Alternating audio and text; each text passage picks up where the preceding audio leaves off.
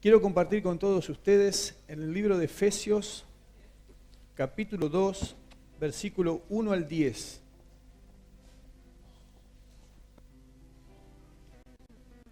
Efesios 2, 1 al 10. ¿Lo encontraron, hermano?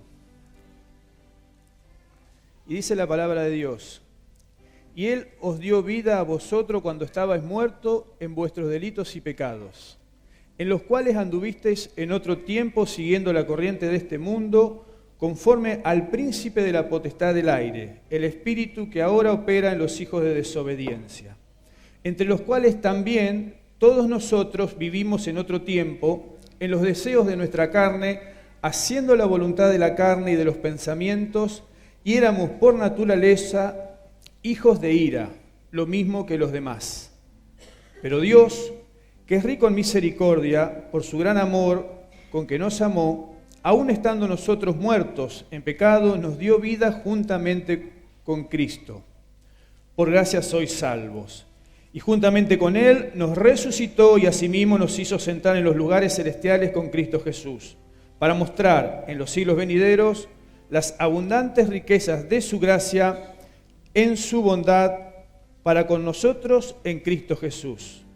Porque por gracia sois salvos, por medio de la fe, y esto no de vosotros, pues es don de Dios, no por obras, para que nadie se gloríe, porque somos hechura suya, creados en Cristo Jesús para buenas obras, las cuales Dios preparó de antemano para que anduviésemos en ellas.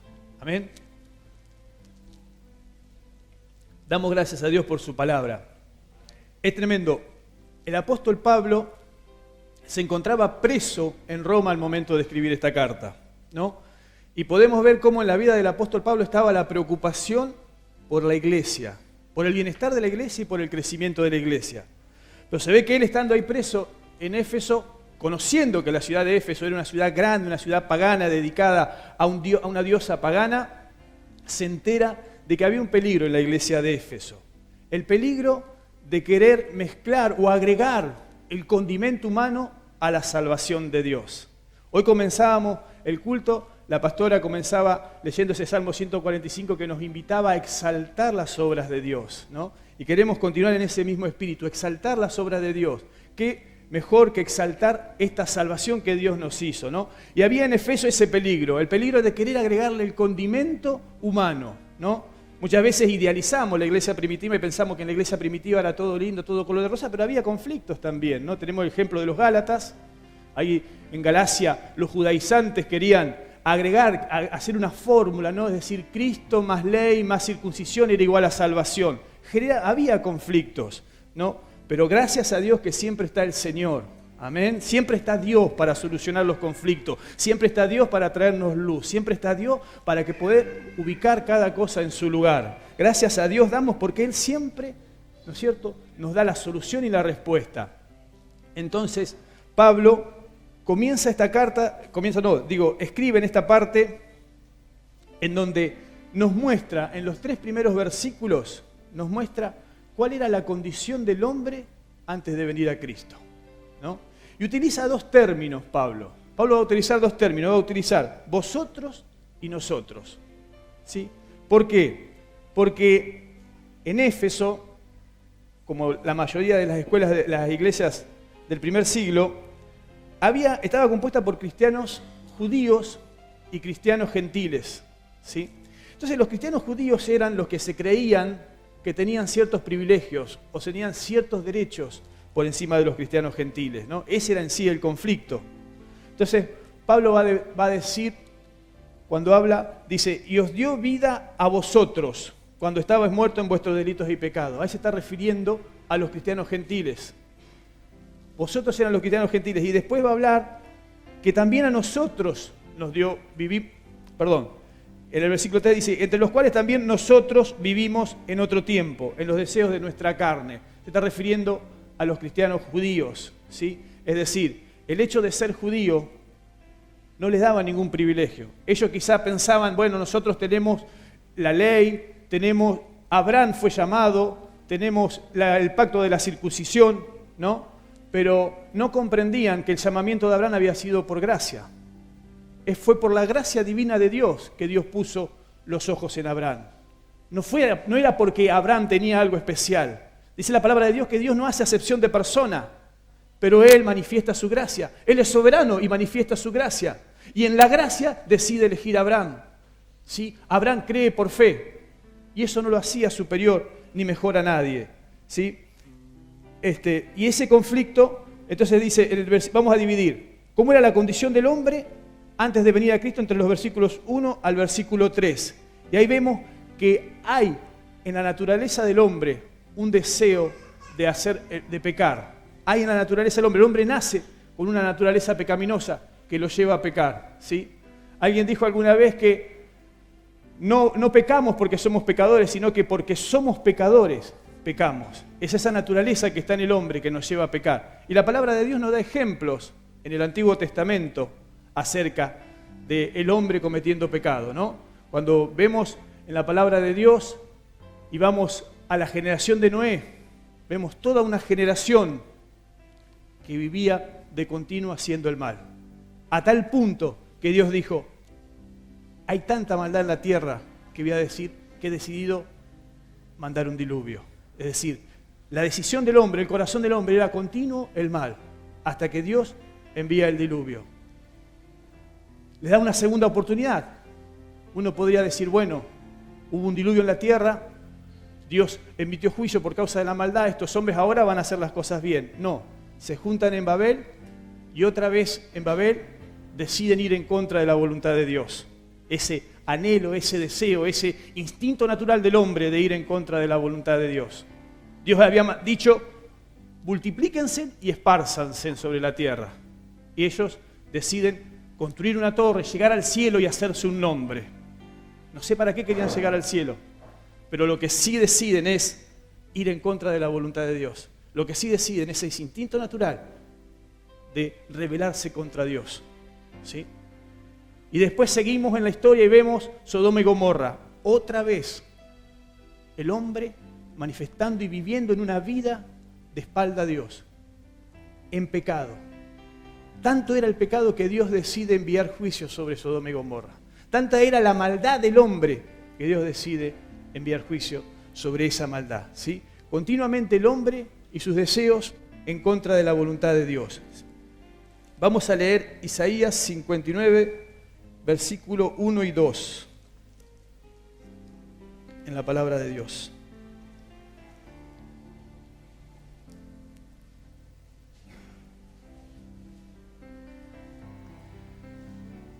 Isaías 59, versículo 1 y 2.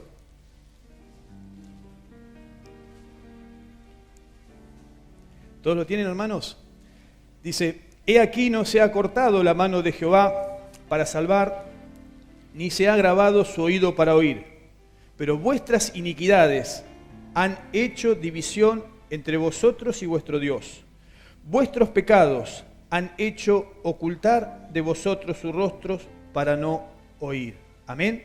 Le está diciendo al pueblo de Israel, nada más y nada menos, que sus pecados los separan de Dios. Sus pecados el hombre, decíamos, sus pecados los hacían alejar de Dios. No podían tener contacto con Dios, ¿sí? Y vemos acá al apóstol Pablo diciendo, y Él os dio vida a vosotros cuando estabais muertos en vuestros delitos y pecados, en los cuales anduvisteis en otro tiempo siguiendo la corriente de este mundo. Cuando estábamos muertos en nuestros delitos y pecados, es decir, la palabra muerto es estar separado. Estar muerto es estar separado. ¿Y cómo está conformado el hombre? ¿Cómo está compuesto el hombre? ¿No? La misma palabra de Dios nos enseña, en Tesalonicenses dice el apóstol Pablo, y todo vuestro ser, espíritu, alma y cuerpo, sea guardado para la venida del Señor. Es decir, el ser del hombre está compuesto por cuerpo, alma y espíritu. El cuerpo es lo que nos permite tener contacto con el mundo físico que nos rodea. El alma es el lugar donde se asienta la voluntad, los sentimientos, ¿no? Y la inteligencia. Y el espíritu es lo que nos permite tener comunión con Dios. Es lo que nos permite relacionarnos con Dios. La palabra de Dios dice que Él es espíritu y los que adoran deben adorarle en espíritu y en verdad. Ahora, ¿Cómo hace el hombre que nace muerto en espíritu para tener relación con Dios? Imposibilitado. No hay mérito alguno, no hay manera alguna que el hombre que nace con su naturaleza pecaminosa, muerto en espíritu, pueda tener relación con Dios. Y cuando el apóstol Pablo está utilizando estos dos términos, vosotros y nosotros, les está diciendo a los judíos en Efeso, no se confundan, ni los judíos, ni los cristianos gentiles, ni los cristianos judíos pueden tener relación con Dios, porque nacimos antes de Cristo muertos en espíritu, ¿sí? Pero qué hermoso y cuánta misericordia tiene Dios. Eso es la vida, podríamos definirlo como un primer bloque, los versículos 1 al 3, el primer bloque en donde el apóstol Pablo nos está mostrando nuestra vida sin Cristo, ¿no? La vida sin Cristo, pero en el versículo 4 introduce y nos dice, pero Dios, que es rico en misericordia, mostró su amor con nosotros. Ahí va a querer introducir cómo es nuestra vida en Cristo, ¿no? Pero antes vamos a ver que decíamos, nacemos muertos en delitos y pecados, pero nacemos también esclavizados, ¿sí? Dice, también todos nosotros en otro tiempo que vivíamos en los deseos de la carne, haciendo la voluntad de la carne, ¿no? Y en el versículo 2 dice que estábamos siguiendo la corriente del mundo conforme al príncipe de las potestades del aire y haciendo la voluntad de la carne. Había tres cosas que nos esclavizaban: el mundo, el príncipe de las potestades del aire, que es Satanás, y la carne, es decir, nuestro propio ser. Nacíamos muertos en delitos y pecados y estábamos esclavizados por el mundo, esclavizados por el príncipe del aire y por la carne, ¿sí? El mundo, cuando la palabra de Dios habla del mundo, habla del sistema de este mundo, ¿sí? Juan dice que estamos en el mundo, pero no somos del mundo. Es decir, no tenemos que compartir el sistema de este mundo. Porque ¿qué es el sistema de este mundo? El sistema de este mundo es una cultura o una forma de vida anti-Dios. Una cultura, una forma de vida sin Dios. El sistema de este mundo te dice, esforzate que vos podés alcanzarlo todo. Vos con tu propia fuerza, con tus propias capacidades, con tus propios logros, con tu inteligencia, podés hacerlo todo. Eso es lo que dice el sistema de este mundo. Una vida sin Dios. Es más, hasta incluso llega a decir, vos podés ser tu propio Dios. Podés llegar a ser tu propio Dios. En ese sistema de este mundo, no hay lugar para Cristo. Cristo sale sobrando. El hombre por sí solo, según el sistema de este mundo, puede alcanzar sus logros. Y no digo que no alcance logros, o que los hombres sin Cristo no alcancen logros. Sí alcanzan logros, pero esos logros no les alcanzan para tener relación con Dios. Esos logros no les alcanzan para tener comunión con Dios, ni para alcanzar la salvación. Esos logros los dejan vacíos del Dios verdadero. Se llenan de ídolos, se llenan de un montón de cosas, pero no tienen a Cristo y no pueden tener a Cristo de esa manera. No es el camino, no es el sistema de este mundo el que nos pueda permitir alcanzar la paz con Dios. Y después también éramos esclavos del príncipe de las potestades del aire, es decir, de Satanás. Es quien gobierna las potestades del aire, es quien influye sobre la vida de las personas. Cuando nosotros analizamos y vemos que el príncipe de las potestades del aire está influyendo sobre la persona, entendemos cómo es que nuestra sociedad de hoy está cada vez más violenta, cómo nuestra sociedad de hoy está cada vez más asesina, más despiadada, ¿no? Entendemos cómo influye sobre las personas y estas personas terminan matando, terminan robando, terminan cometiendo toda clase de delito por causa de la esclavitud en la que se encuentran del príncipe de la potestad del aire, ¿sí? Muchas veces el diablo les presenta y los seduce a través del alcohol, a través de la droga, a través de los juegos, a través de distintas maneras, y de esa forma los encadena y los tiene atados, ¿no? Y muchas veces pretenden, o la gente piensa que es mejor vivir esa vida que vivir una vida con Cristo. No se dan cuenta, hasta tal punto tienen el entendimiento entenebrecido que no se dan cuenta que son esclavos o que éramos esclavos. Y la tercera cadena que nos tenía atado antes de venir a Cristo éramos esclavos de la carne, ¿sí? Esclavos de nuestro propio ser, esclavos de nuestra propia naturaleza. Vamos a leer Gálatas 5:19.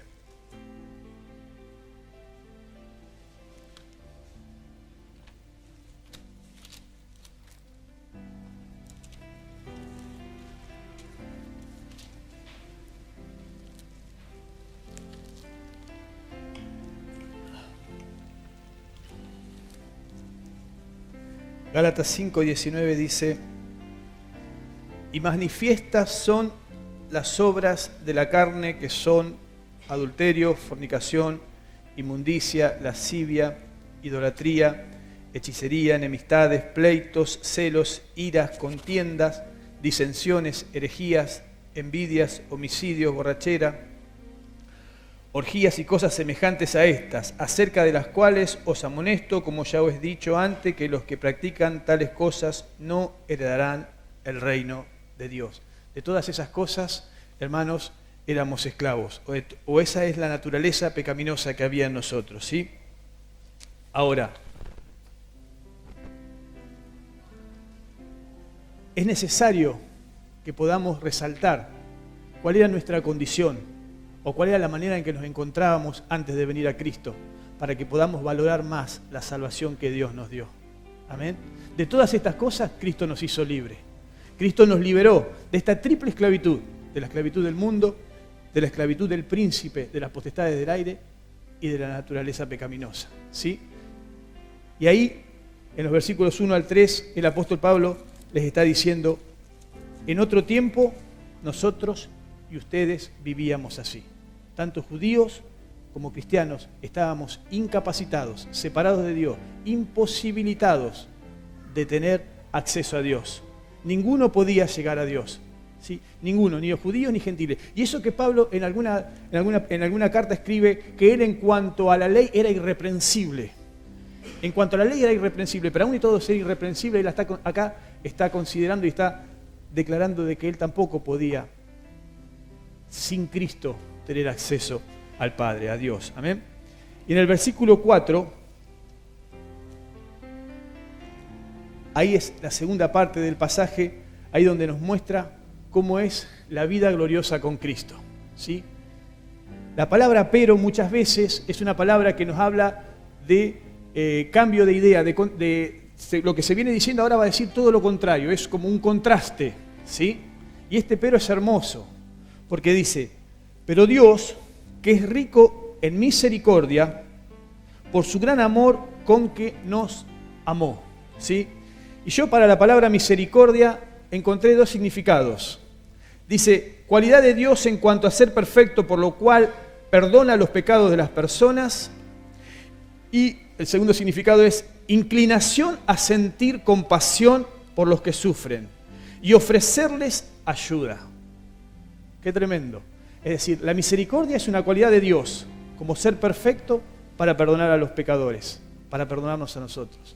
Pero también dice que es una inclinación a sentir compasión. Dios sintió compasión de nosotros. Dios se dolió de nosotros. Dios sintió compasión y al ver que no podíamos hacer nada por nosotros mismos, Él demostró su amor y envió a su Hijo. Él demostró su amor y envía a su Hijo. ¿Y cómo lo hace? ¿Cómo lo muestra en la cruz del Calvario? Dice, porque de tal manera, dice la palabra de Dios, que Él nos amó, que envió a su Hijo. Y en la cruz vemos el amor del Padre manifestándose hacia nuestras vidas, pero también vemos el amor del Hijo, ¿sí? El amor del Hijo ocupando nuestro lugar, el amor del Hijo sufriendo los latigazos. Ustedes saben que los historiadores dicen que había gente, que con la gente que estaba condenada, había gente que no llegaba a soportar los latigazos que recibían. Había gente que morían en esa instancia. Eran tan fuertes, tan violentos esos latigazos, que la gente moría en esa instancia.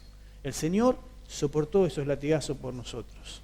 Y no solo soportó esos latigazos, fue a la cruz. Y en la cruz fue burlado, lo escupieron, se reían.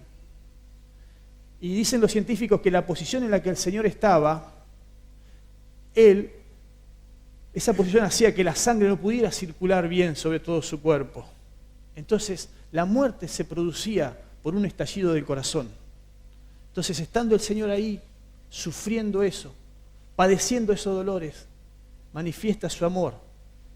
Y a través de una frase preciosa que dice Él: Padre, perdónalos, no le tomes en cuenta este pecado.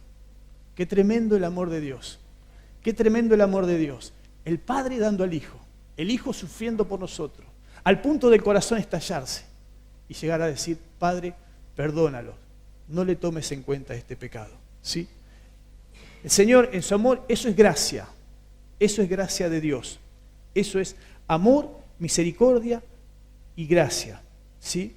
Dios en su gracia divina nos habla a todos, Dios en su gracia divina manifiesta su amor, su gracia, su misericordia. Algunos lo reciben, otros rechazan, otros deciden seguir viviendo y seguir andando por su camino. Vamos a leer Hechos 16:14.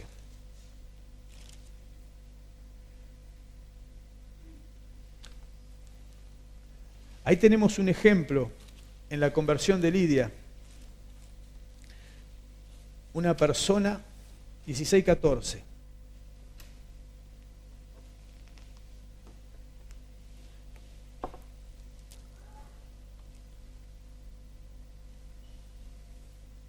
¿Todos encontraron, hermano? Hechos 16:14 dice, entonces una mujer llamada Lidia, vendedora de púrpura de la ciudad de Tiatira, que adoraba a Dios, estaba oyendo y el Señor abrió el corazón de ella para que estuviese atenta a lo que la palabra decía. ¿Sí? Es decir, ahí tenemos una persona escuchando, un Dios que había hecho la obra, un predicador que estaba llevando la palabra, una persona que estaba escuchando y Dios abrió el corazón de esa persona para que esa persona escuchase. ¿Sí?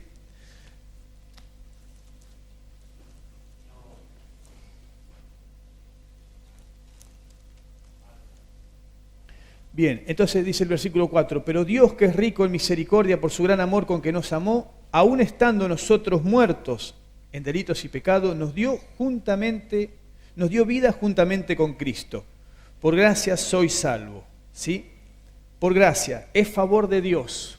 La gracia es favor de Dios. Por gracia somos salvos. Acá no hay mérito humano alguno, acá no hay nada que el hombre haya hecho. Es por gracia de Dios que somos salvos. Y juntamente con Él nos resucitó y asimismo nos hizo sentar en los lugares celestiales con Cristo Jesús. Qué tremendo, hermano. El día que nosotros creímos en el Señor Jesucristo, recibimos vida de resurrección del Señor. El poder que resucitó a Cristo es el mismo poder que recibiste cuando aceptaste a Cristo. Recibiste vida de resurrección. Y no solo eso, no solo que recibimos vida de resurrección, sino que dice la palabra de Dios que nos lo colocó en los lugares celestiales. Espiritualmente estamos sentados juntamente con Cristo. Eso hizo el Señor por nosotros, por gracia. No merecíamos nada, pero Él nos resucitó, nos dio vida, nos dio la vida de Cristo, nos dio el poder de Cristo y nos sentó en los lugares celestiales. ¿Sí? Dice la palabra de Dios que Cristo está sentado en lugares celestiales, sobre todo trono, sobre todo dominio, sobre toda autoridad y sobre toda potestad. Ahí estamos sentados nosotros. Qué hermoso porque si nosotros estamos sentados sobre todo trono, sobre todo dominio, no hay problema, no hay circunstancia en esta tierra que nos pueda afectar. No hay nada que nos pueda hacer retroceder, porque estamos en Cristo, estamos con Cristo. ¿Te lo creo, hermano? No hay nada que nos pueda hacer retroceder. Nos puso en una posición única. Nadie podría habernos dado tanto sin merecer nada. ¿Sí? También tenemos que decir que el amor de Dios es un misterio. El amor de Dios es un misterio.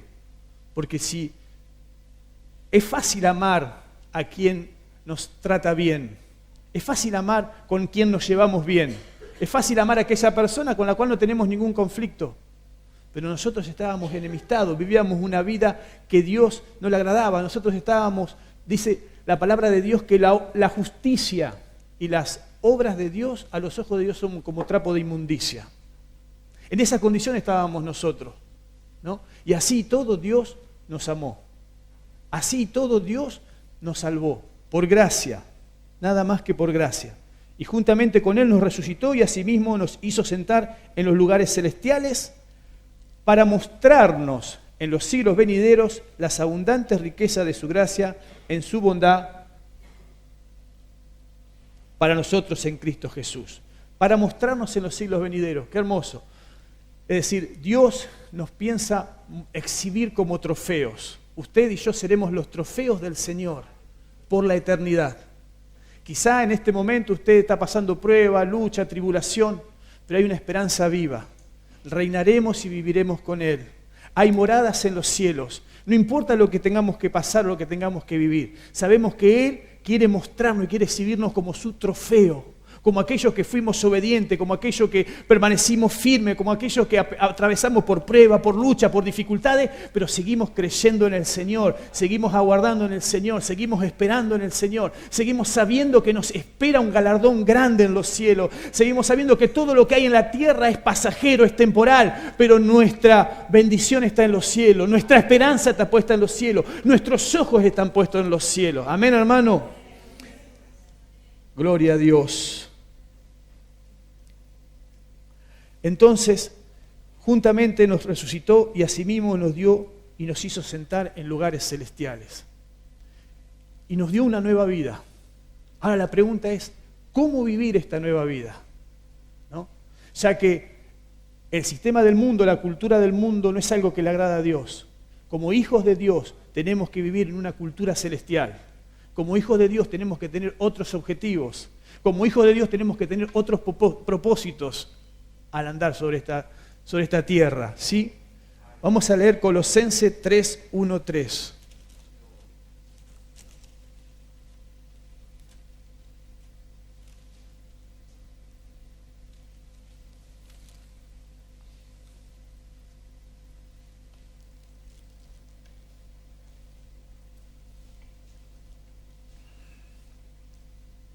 Esto es para que vivamos una nueva vida.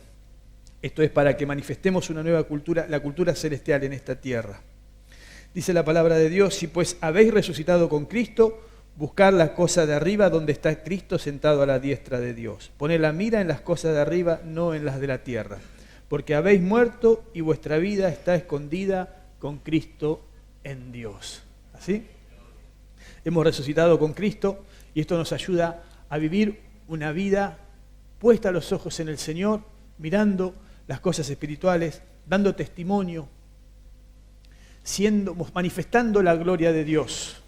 Una vida en la que podamos manifestar la gloria de Dios. Dios había elegido al pueblo de Israel en la antigüedad para que sea quien manifieste la gloria de Dios a las demás naciones. Pero Israel se perdió en la idolatría, fue por detrás de la idolatría y nunca logró manifestar la gloria de Dios. Pero en este presente tiempo, la iglesia es la encargada de reflejar y dar a conocer la gloria de Dios a aquellas personas que no lo conocen. En este presente tiempo nosotros, viviendo una vida distinta, viviendo una vida, una cultura celestial, una vida en donde manifestemos la gloria de Dios, otros podrán ver y venir al camino del Señor. Amén.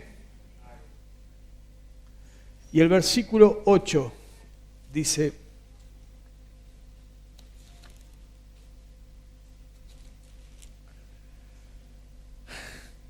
acá el versículo 8 es como si el apóstol Pablo quisiese enfatizar el propósito que él tenía, para que nos quedara claro. Si alguno no había entendido bien en Efesios, si alguno no había comprendido de que no era la salvación no era para nada mérito, ni había nada que el hombre hubiese hecho, dice, porque por gracia sois salvo, por medio de la fe, y esto no de vosotros, pues es don de Dios, ¿sí? La obra es completa de Dios. Somos salvos por la gracia de Dios, por favor de Dios. Aún la fe que tenemos cuando creemos, porque uno podría decir, bueno, pero yo hice mi parte, yo creí. No, ni siquiera la fe, porque aún la fe es un don de Dios. Aún la fe que nosotros manifestamos al momento de creer es un regalo de Dios. Todo lo hizo Él. El hombre no le puede agregar nada a la salvación de Dios. El hombre no tiene mérito alguno para agregarle a la salvación de Dios. Él lo hizo todo. Cuando estaba en la cruz, dice que el grupo íntimo lo abandonó y lo dejó solo. Él enfrentó la cruz solo y resucitó con poder solo. Amén. Dice, no por obras para que nadie se gloríe. Amén. Y el versículo 10, el último versículo, ahí nos muestra el por qué y para qué el Señor nos salvó. Amén. El por qué y el para qué el Señor nos salvó. Dice, porque somos hechura suya, creados en Cristo Jesús para buenas obras, las cuales Dios preparó de antemano para que anduviésemos en ella. ¿Sí? El Señor nos salvó para que le demos la gloria a Él siempre. Toda la gloria es para Él. Todo lo que el Señor hizo es por gracia. Y siempre tenemos que darle la gloria al Señor. Si yo estoy parado acá es por gracia. Si usted hoy y yo hemos abierto los ojos es por gracia de Dios. Si nuestro corazón sigue latiendo es por gracia de Dios. Todo es por gracia de Dios y todo lo hizo Él. Y Él se merece toda la gloria. Toda la gloria. Amén. Primera de Corintios, vamos a leer Primera de Corintios 1:26.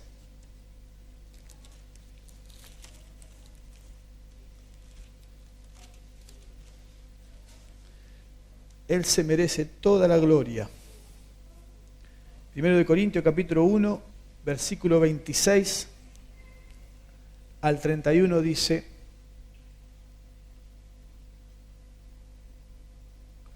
Pues mirad, hermanos, vuestra vocación, que no sois muchos sabios según la carne, ni muchos poderosos, ni muchos nobles, sino que lo necio del mundo escogió Dios para avergonzar a los sabios, y lo débil del mundo escogió Dios para avergonzar a lo fuerte, y lo vil del mundo y lo menospreciado escogió Dios, y lo que no es, para deshacer lo que es, a fin de que nadie se jacte en su presencia.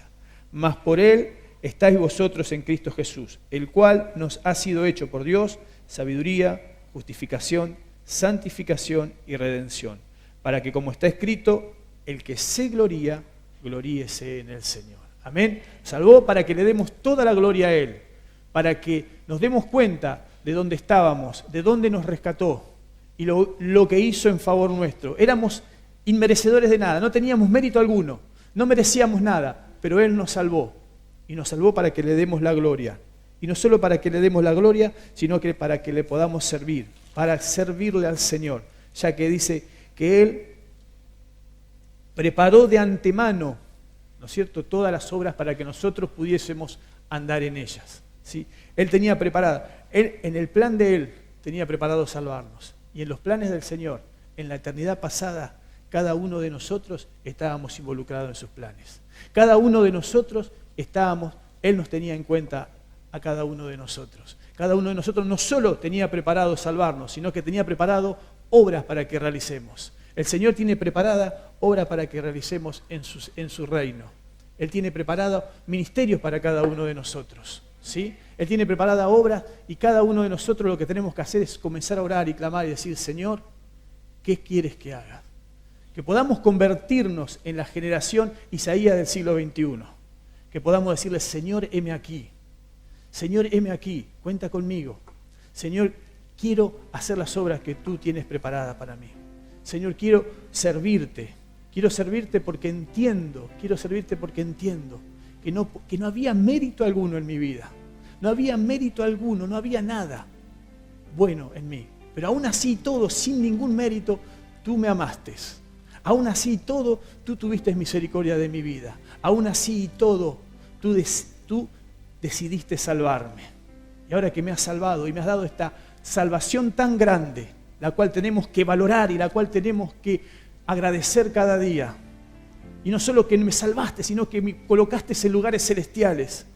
Aún así todo, que me colocaste en esos lugares celestiales, me hace el privilegio de estar por sobre todo dominio, por sobre toda autoridad, por sobre todo problema, por sobre toda circunstancia. Decido servirte, decido de corazón servirte. Dígame si no es digno servir a un Dios tan grande, si no vale la pena servir a un Dios que nos ofrece todo, absolutamente todas las bendiciones celestiales, sin ser merecedores de nada. Nosotros merecíamos, dice que cuando estábamos apartados del Señor, caminando muertos en delitos y pecados y siendo esclavos, éramos merecedores de la ira de Dios, nada más. Del juicio de Dios, de la condenación de Dios, que es lo que les espera a aquellas personas que siguen caminando en delitos y pecados. Pero que este amor tan grande que el Señor tuvo por nosotros, que esta salvación tan grande que el Señor tiene por nosotros, que esta invitación y que este desafío a servirle nos mueva a ir por aquellos que todavía siguen caminando en delitos y pecados. Nos mueva y nos impulse a hablarle y a predicarles a aquellos que todavía no han alcanzado esta salvación.